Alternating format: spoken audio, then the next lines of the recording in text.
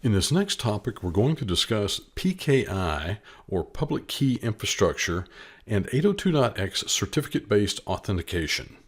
Now you might be asking yourself, what is PKI again? So PKI supports the distribution and identification of public encryption keys. And it's actually a collection of hardware and software and processes that support the use of public key cryptography and the means to verify the authenticity of the public keys that are distributed.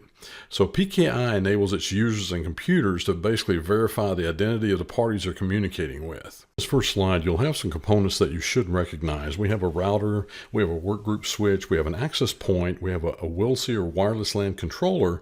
We also have a secured authentication service. This would be like your AAA Radius TACACS Plus server. And then we have something called a certificate authority. A certificate authority is responsible for assuring the identity of the devices and the persons that are actually involved in the communication. And so the certificate authority will issue a pair of cryptographic keys. One of these will be a public key and one will be private, and they're used to encrypt and decrypt data that's exchanged in between the client and the other devices or servers that are on the other end. So the private key is maintained by the end user and remains secure. The public key is available as a part of a digital certificate within a directory that can be freely accessed by literally just about anyone. So the digital certificates are going to link the name of an individual to their public key. The CA that issues that digital certificate is going to sign it using its own private key. So once it does that, the only way to decrypt that is going to be able to use the private key on the far side. Now, I know I went through that high-level overview rather quickly, so let's go to the next slide and let's talk about an example to help you understand this a little bit better. This next slide is labeled Asymmetric Encryption of User Credentials, and the reason it's labeled asymmetric is there are actually two keys involved rather than symmetric encryption, which involves only one shared key. With a two-key encryption method, what happens is you have a public key that you can send remotely, and then you have a private key that stays with you. Now, the two keys are hashed together, which means they're mathematically related. So key 1 can encrypt and decrypt key 2, and key 2 can encrypt and decrypt key 1, but no other key can encrypt or decrypt either one of those two keys. So that's the way that works. So typically the private key is held by the user and the public key is what's transmitted. So the way this would work is that the client would request a certificate from the certificate authority, and that public piece of that certificate would be used to authenticate the client with the remote server.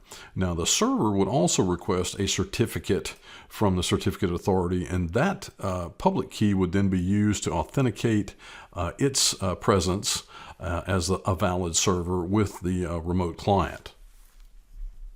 So in this example, Pat's going to initiate the conversation. She's going to send the public key that she has. So that's one half of the two key or asymmetric keys that she has. That's a public key, and she sends that across to the server, and the server sends its public key as well. So Pat's going to use the server's public key to actually encrypt the information that's there and send it across to the server on the right-hand side. So it comes in, starts out as clear text, it gets encrypted. The encrypted result using the server's public key is sent across to be decrypted by that server, and it's going to use Pat's public key in order to, and it also its private key in order to decrypt that message.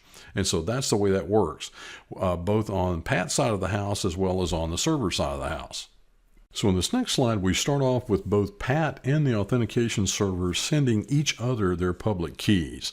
So key 1 goes out from Pat on the left. Key 3, which is the public key for the server, goes out on the right-hand side, and they use that along with their privately held keys in order to encrypt that information. So you can see the information being encrypted on Pat's side, and then that encrypted information is sent, and the result of that encryption is sent, and it's decrypted on the other side using Pat's public key and the privately held key that the authentication server had kept to itself.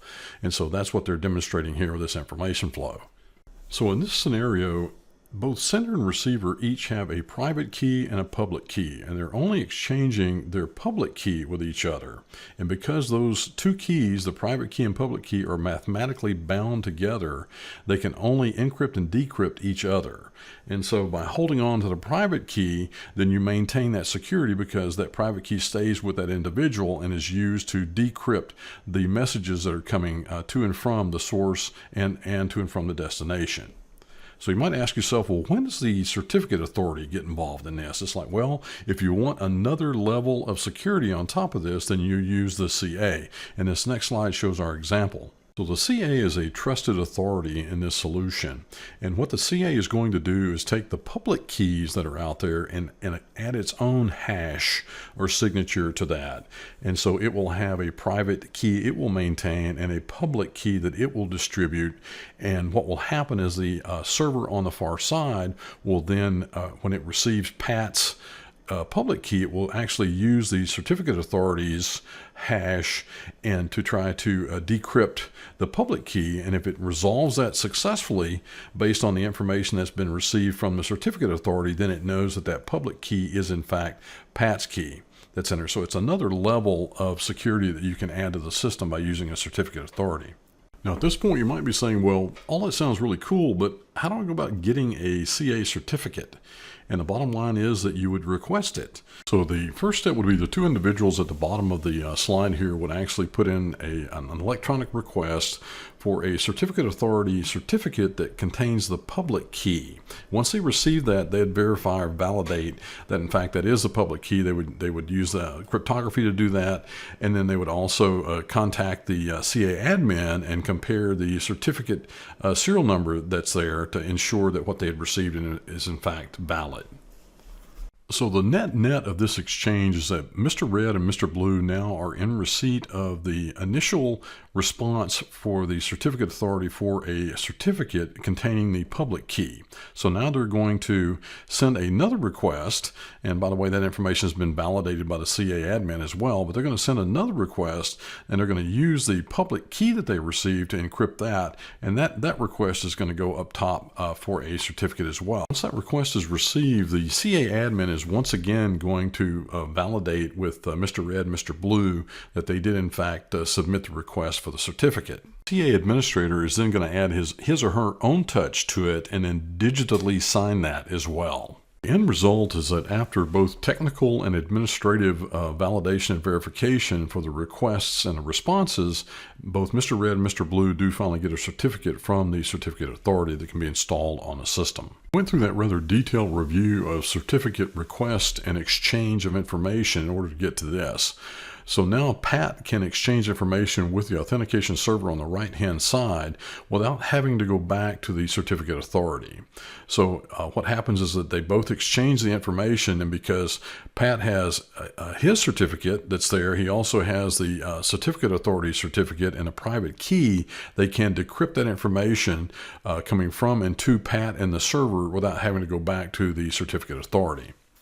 So they basically verify the digital signature on the certificate that was placed there by the certificate authority by hashing the plain text portion of the certificate and then decrypting the digital signature that was placed there using the CA public key and comparing the results. If they match, then they know it's a valid certificate. And it's been verified by a third party, the certificate authority, that they are who they say they are.